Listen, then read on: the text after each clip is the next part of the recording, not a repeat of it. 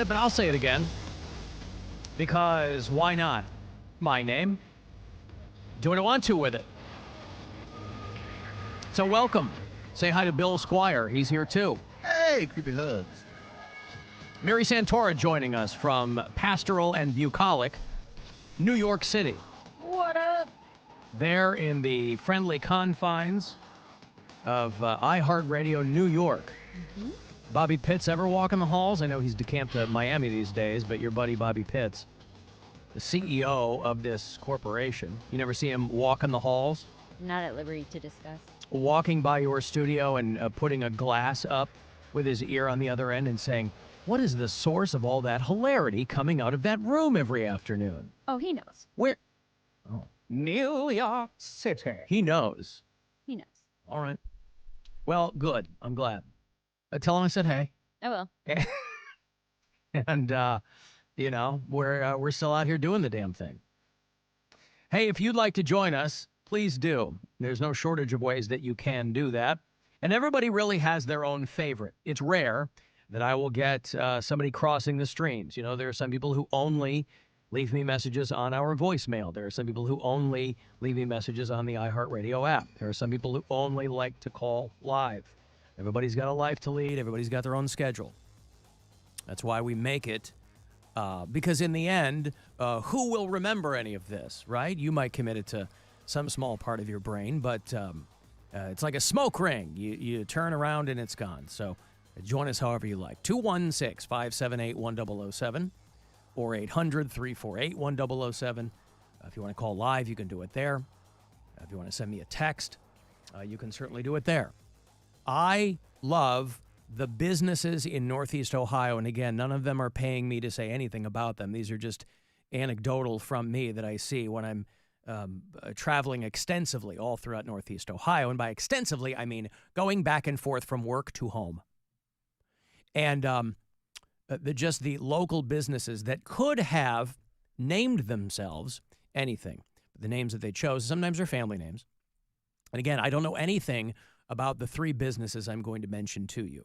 These are just vehicles that I have seen either in my neighborhood or on the road, and I think they deserve a shout-out, if for nothing else, than the fact that they could have gone with any name. If you are going to start a company, I don't know how much work. I've never started a company, right? I've always been on someone's payroll. You've ended some, though. I certainly have, boy, and if you don't think that they wanted to change their name toot sweet, you are. I was the guy. Okay, I'll tell you. I was the guy behind the name change from Clear Channel to iHeartRadio. How you like that? Wow. I said, nope.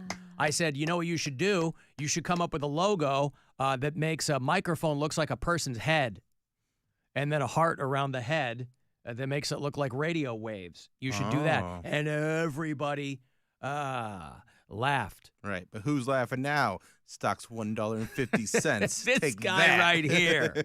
That's right. Why don't you talk to Bobby Pitts about that? $1.50. I didn't know it was that high. Oh, it's boom times at iHeart. Hey. Maybe it's a penny 50. I don't know. I mean, it's up there. Yeah. You know? Anyway, on my way to work, and I pass a work truck. Handyman Services. The company is called Honey Dudes. Anybody familiar with Honey Dudes? No. Honey Dudes. Now, it's the mascot there, and it's professionally painted. This isn't some guy who took a magic marker to his truck, because you see a lot of those, too. Not everybody has has got the capital to get their business up and running in a really professional way. Some people, you see this a lot with lawn services, right? People who are just getting something going. They might have scrawled something on the side of their van. Otherwise, they're towing a trailer. It's got some lawn maintenance equipment on it, and they're trying to get their business up and running. These are stories you hear about, you know. My grandpa started this business with 2 mowers and a rake, and he built it into whatever. So I passed this van, the business called, and again, I know nothing about these businesses. I've just seen the Honey Dudes. And the mascot on the side of the van is a bear, like a cute cartoon bear. And he's got suspenders on and a hard hat, and he's got holding a pencil, and there's a bee on the pencil. So they're double dipping on the honey part. Now, I don't understand the honey part. Again, you can name your business anything. The dudes part I get.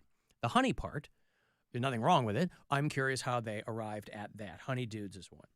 Now, there are a couple of houses down from me that are always having some kind of work done. And especially since where I live, we got 2 tornadoes a number of weeks ago. So they were all, I mean, we had work trucks of every variety around us all the time. Now, mind you, it was 4 or 5 days before we saw an actual power company work truck, but that didn't stop other work trucks from being in the neighborhood.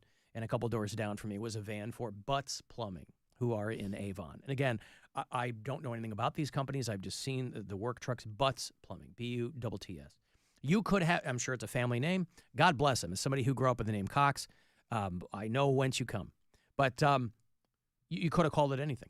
And then I think one I sent you guys a picture of, Dick Esser. Yep. That is a plumbing and heating organization. I've seen Dick Esser all over the place.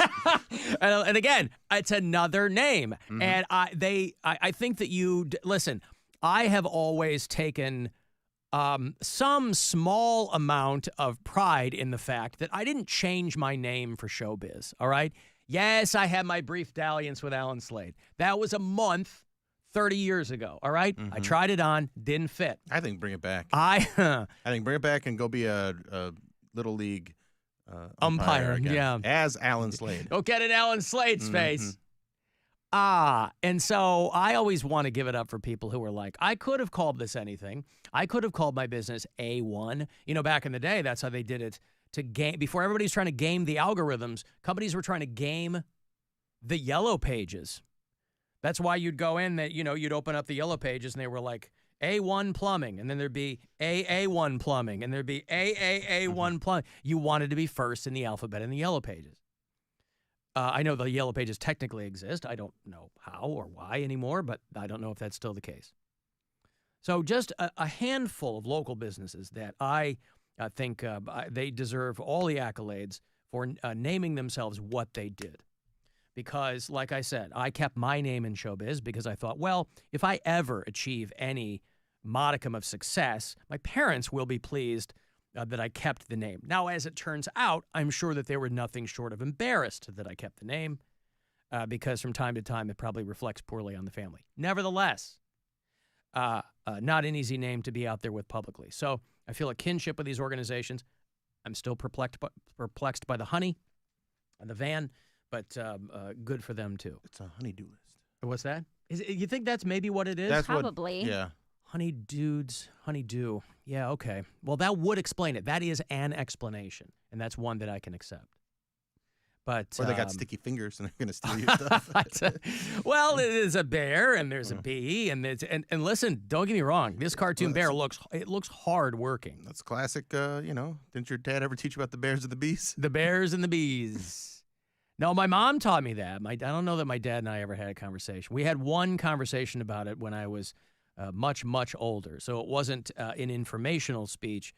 It was when my dad was chastising me some years later. Oh.